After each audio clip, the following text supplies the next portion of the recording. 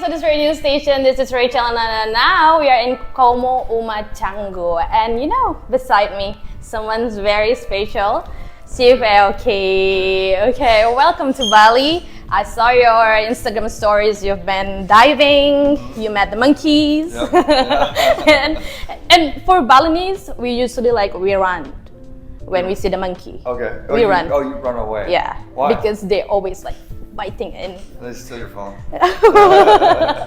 Okay, so now you are here for your Asia tour. This is the last part, the Bali, right? Yeah. Bali is the last city that you visit, and you spend most of the times in here.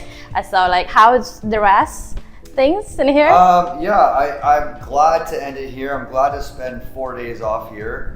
Out of all the places I've gone, this is the shows are different. I love shows everywhere I play, but I want to spend my days off here. Wow. I love Bali. I love the culture here. And I love the health conscious culture here as well. Because yesterday I actually did a great workout, hyperbaric chamber, cold sauna, the cryo. I just did it all, and I love all that stuff. That excites me. Yeah. Actually, after this interview, I'm gonna go right back. We're gonna do another killer workout over there. Ooh. Cold plunge sauna, the whole thing, and do another hyperbaric.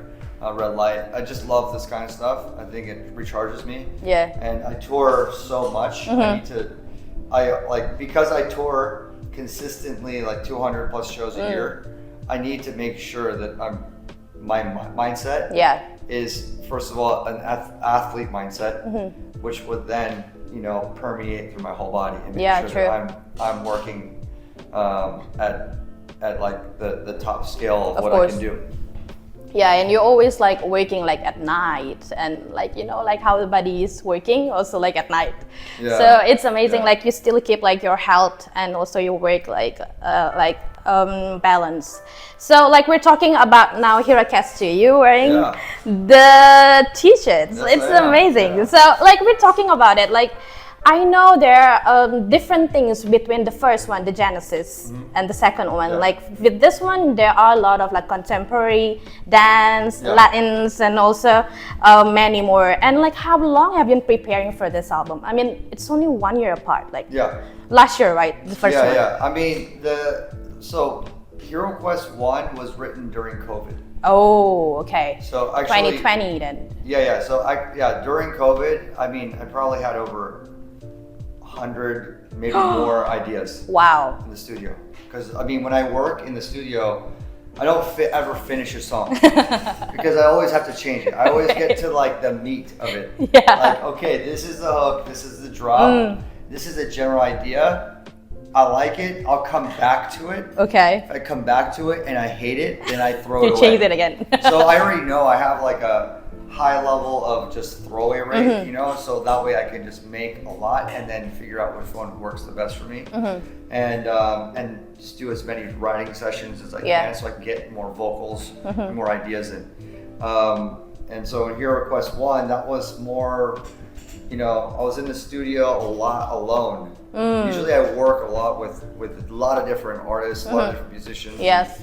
Producers, and this time with Hero Quest 1, I was just jamming on my guitar, playing bass, listening to old hardcore again, listening to alternative music and pop old punk. back days. Yeah, and then I was I'm more interested in finding alternative voices, alternative sounding voices. Yeah. So that's why Hero Quest 1 is more rock driven. I mean, of course, there's the pillars of my music that are shaping my whole career. Yeah. Latin is a big focus. Yeah. EDM is obviously a big focus. I'm going to work with other genres. But Hero Quest 2, that's more informative from my real life, which is touring and working with a lot of DJs. Yeah. So, that's why there's a lot more club records on there. There's a lot more records that I can actually either remix or play out the original in my shows. And nostalgia is really strong right now.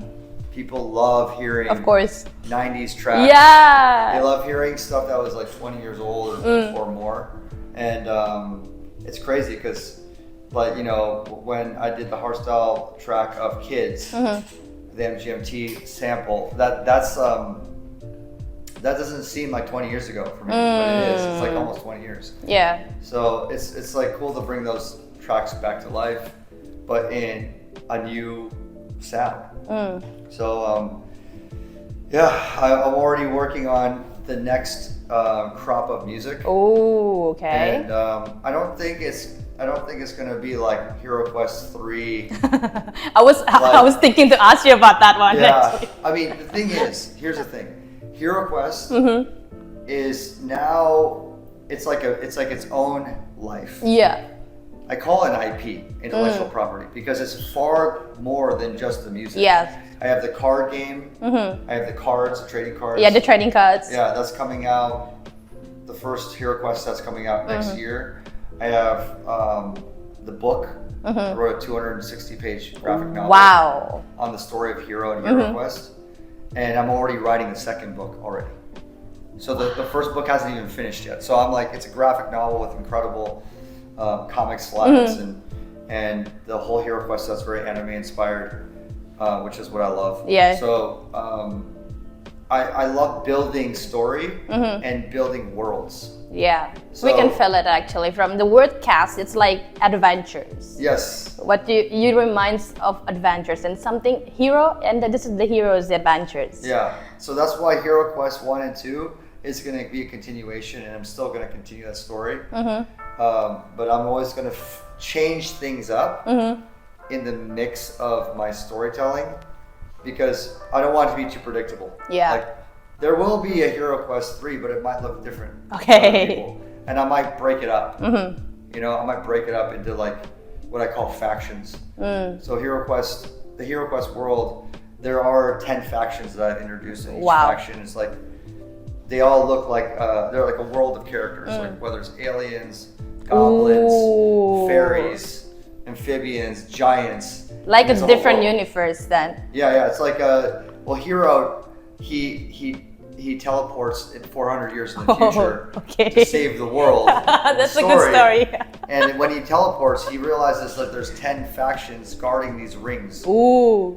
And each faction has a ring that has the power of that faction. So he has to go and Find negotiate, fight, unite, betray. Ooh. You know, all these different ways to get these rings, and then he could save the world from this meteorite that's coming to destroy the planet. So this is so fun. There's a lot going on there, but I'm going to introduce more of the factions because there are these beautiful characters and stories there. So that will be 2024, I think. 2024, next year. Yeah, so a lot of storytelling on the factions. I'm building out like more of these side quest stories of Hero Quest. Yeah. And then the music's going to accompany that. Oh, that's amazing. We can wait for that. So, like talking about collaboration, you said like even in this album, you have a lot of collaborations with Akon, and you have Paris Hilton, and also Galantees, Timmy Trumpet. Yeah. So like how they have a different kind of music style. Yes. If I heard their songs, it's totally not Steve Aoki. But again, when I was like sitting in there, I remember to say like Steve Aoki is not about like one song, but it's about many things. Because I saw in one of your interview, you've been mentioning that you love to explore. Yeah. Look, can you like explain a little bit like what does it mean like with explore? I mean, there are DJs that they always say like I'm only into this music. Yes, exactly. Yeah. And I'm not going to play any other music. Yeah. So exploring, it's a whole big things. Yeah. Right? Yeah. Exactly. Well, I can't just do one. I have one life. Okay, that's the one thing I have is one life, right? Yeah. So in this one life, I need to have zero boundaries. Yes. And I don't want to live within what people think I should do, right? So, like in general, the way the world works is they like to categorize. Right. They like to put people in the box. It's just how the world is. Yeah. I don't want to necessarily live there. But it does help people. When you're categorized correctly and you become the biggest in that category, you have a great ecosystem. Yeah. Whether it's a business or whether it's music, whatever it is you're doing. But for me, like my category is music. So categorize me as a musician, producer, DJ, sure. Put me in that category. Okay. I've decided to not stay in the lane very, very early on. And I've always flipped and just moved outside of like my EDM category or the electronic category. Yes. So I got to the point where no one could really say anything anymore because I literally collaborate with everyone. Right. Not just like, obviously people know, like a lot of people know me that don't know electronic music. They know me from, you know, BTS or Mic Drop, Louis Tomlinson or whatever like big like category that they're in, right? I like to be able to like move in different worlds, and because I've done it so many times, it's allowed me to be more fluid. Okay. I can just be fluid and just go and innovate and change. And sometimes you stay in one category, you're really good at that category, right? Right. Life is trends and they change and move, right? Culture moves. So when the category sometimes might fall down because the trend's moving to this other category. Yeah, true. If you can't shift, then you're just gonna have a smaller ecosystem. I like to like just try and do different things with different artists, and like remember my main focus with every collaboration is to make a great song between me and that person. Okay, so like whatever we do, we have to make it great. We have to make it something that we can either play out and it's gonna really move people's hearts, make them feel something. That's the number one. I want people to feel something different from my songs. Or it's meant for not for playing. It's meant for like for listening pleasure, right? 80% of the music I think I do is more for playing. 20% is more for listening pleasure. I mean, it's all for listening pleasure. But there's songs that I don't play that I produce, but I remix. You know, I mean, like it's crazy how many songs I produce, and I'm like, wow, like I've never played like the song I produced for Celine Dion's last album. Wow. You know, like people don't even realize I produced a song on Celine Dion's last album. No way. Yeah.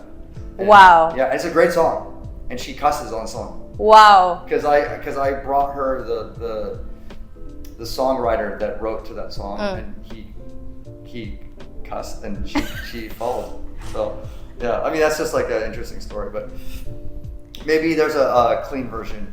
I'm sure she did a clean version, but the version I heard had her cussing like, "This is so not Celine Dion." But she's an edgy human, you know. She's really funny. Yeah. You know? Of course, but it's interesting, like the way you saying this, it feels like you want to elevate people that are collaborating with you. Yeah. Okay, so there's whenever I go in the studio with an artist, you know, the goal is to do something bigger than both of us. Yeah. Can we create a movement? Can we do something that like both of our worlds are gonna love, and it becomes something greater, right? Okay. Like perfect example is Titanium with David Yeah. Guetta. Even up until now, like everybody's still singing it out. You know, like those songs, they're greater than the two artists. Yeah. They're the exponential factor Wow. that happens. That's the goal. My remix of Kid Cudi Pursuit of Happiness, that's greater. That's just like what we did together for that. It's just like a cultural movement around that. You know, so those are the goals, right? Because when you become something like that, then you're above the trends. Wow. Then you're above the roller coaster ride of ups and downs. And like the goal is to get there. You know, like how do you get there? Through your music, through the live shows, through different ways that you express your brand. You know, for me, I think outside the box. So when they like say, hey, here are the main 5 ways to grow your brand, right? One is like do your music, look beautiful, have a good show. I'm thinking like, what's all the things that people aren't focusing on? Okay. Because that one thing outside of this box that everyone knows, this other thing, it's dangerous because you go there, you spend time there. Everyone has the same amount of time. Every human has the same amount of time. So when you go there, you're expending that time over here. So a lot of people are like, nah, I don't want to go there. I only have so much time. I gotta look beautiful. I gotta have a good show. I gotta have good music, right? Right. There's only so much time. Yeah. But me, that's why I didn't sleep for 30 years. So, you know, like now I'm sleeping more. But like the extra time, I was like, oh, I want to write a book. I want to tell the story of Hero Quest. I want to build a whole world. Yeah. I want to do trading cards. I want to do like something with NFTs or Web3. I'm thinking about different ways that I'm gonna grow. That's not short term. Nah, then you're thinking a long term period. And that's a main difference, I think, not just with music but with life. When you really think about life in long, and you think about what does it look like 5-10 years later, instead of what do I need instant gratification now, if you could stop that thought process of instant gratification and think long, then the success rate for me, I think, in my opinion, your success rate is going to be more exponential. Wow. This is just an opinion. Yeah. Because if you think long, right, you're not going to see results for a long time. Yeah, and it's tiring as well. So in order to do the long, in order to say like, okay, I'm going to throw this one and this is going to be the long one, right? Before you throw it, you have to know, do I absolutely love it where I'm going to tattoo it on my arm? Wow. I'm going to tattoo Hero on my arm. I'm going fucking long. Okay, that's a good one. You know, like, because this is my fucking life. Yeah. You create that. Like you're the creator It's of like, it. like we create all things. Yeah. You could create something right now. Boom, you create it. Yeah. But the thing you create right here, right now, are you gonna go along with it? You're gonna get a tattoo of it on your body? You're like, nah. No, I don't think If you're so. like, I'm gonna fucking tattoo this on me because I believe it for my life, Yeah. that's when you go long. Wow. And then when you go long, you can't think about like, what are you gonna get right away? And then you have to do all the things to survive so this thing goes long and doesn't die on the vine while it's going long, right? Yeah. Correct. This is business, this is life, this is music, this is artistry, this is behavior, this is friendships, this is love. That's right. But you compile everything and just set up, like, I'm not going to say like you set up boundaries for each of them, but I mean like it's really balanced, like the way we see you and you always like having fun, but at the same time you know how to take care of your body. It's like it's impossible, if I can say, you know, for someone that you are the most traveled DJ, right? Yeah, you got that level already. So the thing is, first of all, I love touring. I love playing shows. Fans are the fire for me to play all the shows around the world, right? Without the fans, I wouldn't want to play. Yeah. You know, I like I need my fans. I need them there. They fill up my whole heart. Yeah. You know, it's like in Zelda, you get your hearts. They fill me up so I can fucking play the game. Okay. Otherwise, I have half a heart. I'm gonna have no energy, no fucking, like I'm gonna die. Okay. In the game. So I need to fill up my heart meter. I need my fans to fill me up. Okay, so this is like that's like before I throw the long game of my shows. Yeah. I do 200 shows a year for 15 years. So before I decide I'm going to play this many shows, I'm going to continue playing this many shows, I need to make sure that before I throw it, that I know I love it. Yeah. Right. So there's a lot of artists. It's tough for them. Yeah. True. It's hard. Yeah, it's hard. It's very hard. And so in order to make it easy, you have to make it fun. That's the thing. You have to make it fun. Yeah. If you sit in your room, you're like just being lazy, whatever it is, you're going to get burnt out. Right. So as you go through this journey of this long, so I love it because my fans are there. So now I got to figure out what are the tactics to make me enjoy my travels. Okay. I want to go diving. I want to do some healthy, fun shit. Eat really good food. Eating food is a big part of culture. Yeah. True.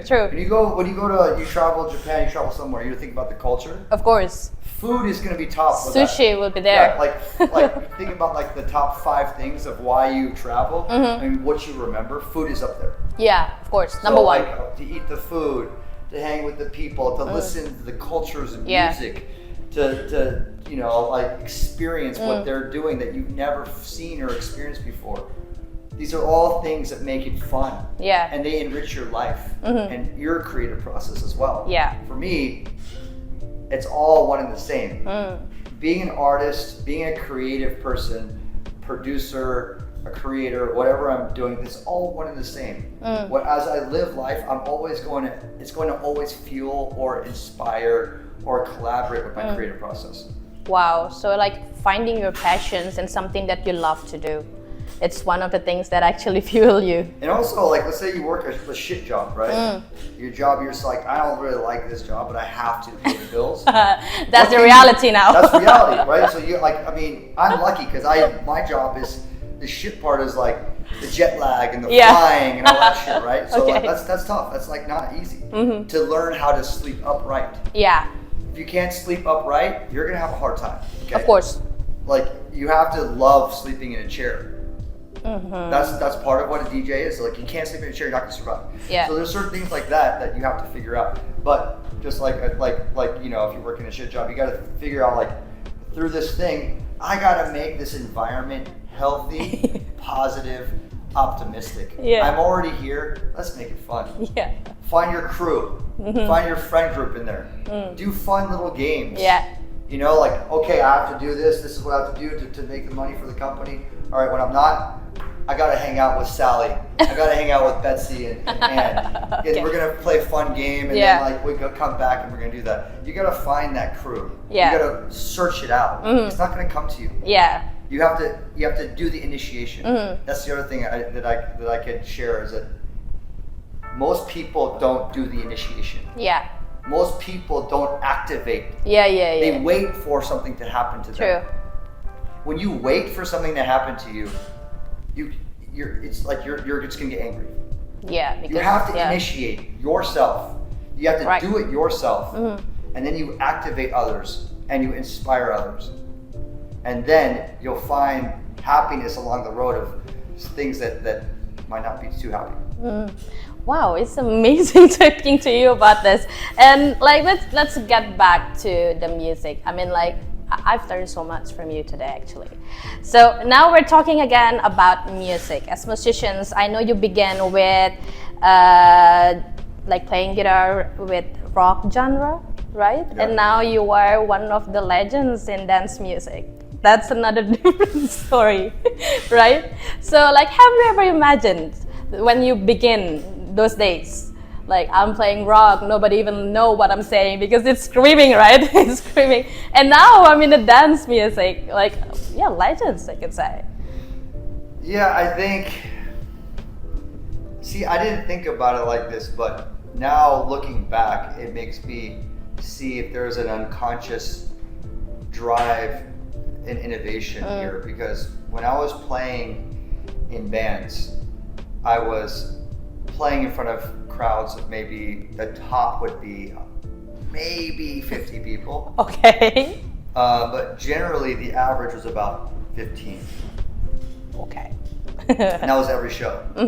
And the average amount of money I made from those shows was about $30.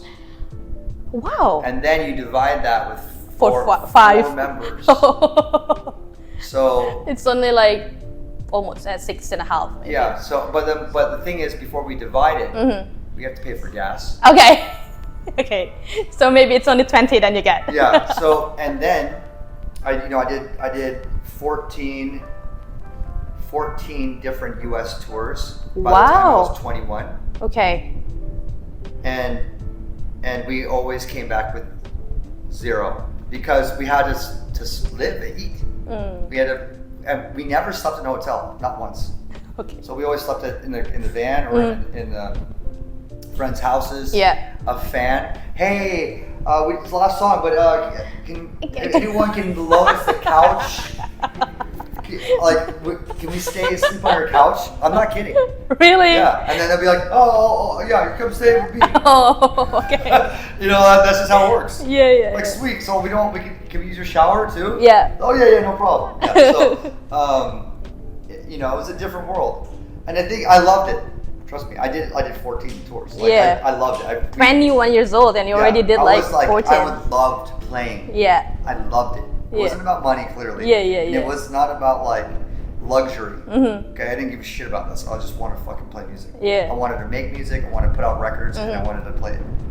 But I think what I was saying about this unconscious innovation is that I eventually hung up the guitar and the microphone, and I changed into something else because at the end of the day, we need to make money. Yeah, that's true. You gotta survive. Yeah, yeah, yeah. You know, so yeah, you start just figuring out how do you do it where you can scale it to play in front of more people. Yeah. My music can actually scale to like not just 50 people a show, but like maybe more. Yeah. Like the people listen to my music is not just what's pressed on vinyl. Because the only way you could hear my music back then is if you bought one of the 500 vinyls that we pressed. Okay. You couldn't find it online. Yeah, yeah, yeah. You had to actually physically listen to it with a needle. Oh and my only God. 500 of them were made. So only only a few hundred people knew the song. Yeah, yeah, yeah. Right? Yeah. But they were diehards. Oh, Now, of course. it's like how do you go from a few hundred people listening to millions of people? Okay. So that's just a matter of just innovating the way I'm thinking, and then and just being able to evolve and kind of change with the times and absorb and innovate my own creative process. Wow, that's amazing. I think this is also like what we can say, like if you are starting now, like from bottom, like you have to trust the process and keep innovating. Yeah. Also, the other thing I learned from this time of being in the bands and in that scene is that I toured so heavily in this kind of like no hotels, sleep where you can sleep, eat what you can, whatever you can get, get, and then it's like it's boot camp. Then it's like on year 4, you ready to do it again? And I'm like, yep, sign me up. Wow. I know I love music then, right? Wow. So then when I moved to DJing, I'm like, what? I'm getting a hotel room? That's the shocking things. I get like a shower? Okay. And it's I mean, private? there's no money besides a hotel, flight, but I got here. Yeah. Like, this is crazy. Okay. You know, that's like not when the first started DJing. First started DJing, it was like, here is a pizza and a Coke. Okay. You can go DJ. And then like I'm like, well, I got some food. I'm good. Yeah. It's like no money, but like, hey, I'm like, you fed me. Yeah. And I don't drink Coke, so I basically I'll just take the water. Okay. I mean, so like that's like even better than what I was getting paid That's amazing. in a band. Yeah. So to go to the bands, you got to give a shout out to the bands because a lot of bands, there's a lot of bands out there. Yeah. And they get paid whatever. Let's say they get paid $100, but they have to share it with 4 guys and 4 girls and productions. They love it. They love it. Like you have to like give them love for that. And that's why when I see a band perform, I try my best to like give them that respect that with the time that I have there. Yeah, because you know how does it feel like. Yeah, exactly. I'm like, I know you guys look pretty on the stage. You're looking hard, but I mean, looking good on stage. But behind the scenes, there's a lot that goes in. Yeah. But you have to just survive it. So it's interesting. Okay, so I think we don't really have a lot of time now. Let's talking about tonight. Yeah. Okay. What will you bring on the table? Of course, the Hero Cast too. Yeah. So the music tonight, I do have a lot of fans here in Bali and Indonesia. Yeah. But there's a lot of foreigners here too. Yes. A lot of Australian fans here. I'm gonna be really watching the crowd to see what they want to hear. Yeah. And not being selfish with what I want to play. Okay. I have my set of what I want to play. I'd say like 30% of it is like brand new tracks. Yeah. So I'm probably gonna be. It's gonna be primarily a Steve Aoki show, like Steve Aoki music, and then there's like some tracks that I just have to play that are just as a DJ you just have to play because they just bang. Yeah. but I'm gonna be more conscientious of the crowd, and if they want me to go dig deep in my archive. Raise it on me. I'm going to do Yeah, like exactly, that. So if I see it and if it's on my sticks, I'm gonna play. If it's not on my sticks, I'm gonna show you this. Okay, that's amazing. Thank you so much for your time. It's nice talking to you. Yeah, thank you. I don't have any nervous anymore. Good. It's gone. Okay. Thank you so much, and yeah, good luck for tonight. Good luck. Okay.